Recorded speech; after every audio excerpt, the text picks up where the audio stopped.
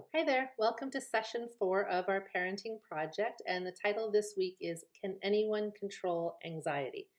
And this might be the most important question we ask in the entire book.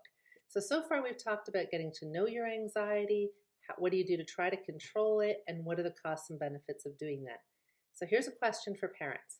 Have you ever been really, really frustrated or really angry with your partner, your teen, anybody, and someone tells you to calm down? How does that generally work for you? If you're like me, it doesn't go so well. I just get more mad. Okay, what about if you're really worried about something or stressed and someone says, oh, it's not that bad, just relax? Now, I don't know about you, but I am not so good at just turning feelings and thoughts, if I can do this without disrupting my whole office, on and off like a light switch. There's the prop for good effect. It's pretty hard. And it's hard for your teens as well. So if you're struggling to turn thoughts and feelings on and off like a light switch, then the next sort of step for you is we're going to encourage you to try to stop asking your teens to do just that. It is really hard.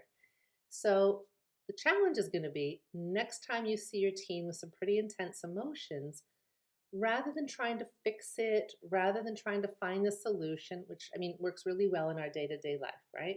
It's too hot, put the air conditioning on. We don't like the music, change the channel.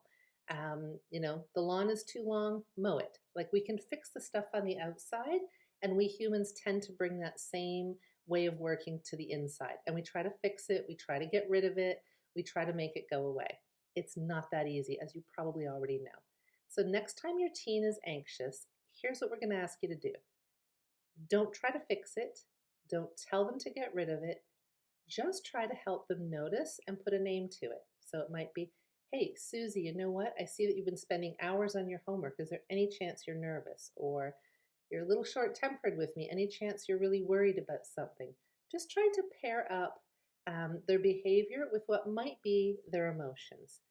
And not asking them to justify their emotions. We don't want to get into a debate about the most accurate emotions. We never actually want to have our kids or ourselves have to defend our feelings. Thoughts, we might be able to dispute or take a different perspective.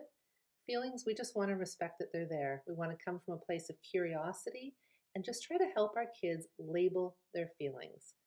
And it might be something like, gee, right now I'm guessing you're pretty stressed out because, I don't know, people in a pandemic just start to cry out of nowhere and get really stressed.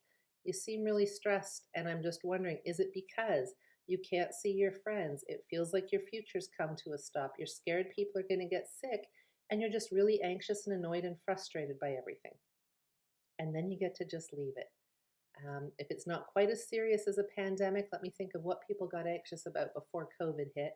It might be things like, I noticed you're staying up really late lately. Have you got a lot of schoolwork to do? And maybe you're feeling really stressed because marks are due and it's university application time, or, you're worried about your mark in chemistry and, and. So just the more you can do to validate your kids' emotions, put a label to them, suggest what they might be feeling, go in tentatively if you need to, and just see what happens. So rather than fixing it, rather than trying to get rid of it, we just go with this idea that feelings are not so easy to control, but often what we need is just someone to notice what we're doing or how we're doing it and put a label to how we might be feeling with some becauses, which helps us to feel heard and noticed and seen.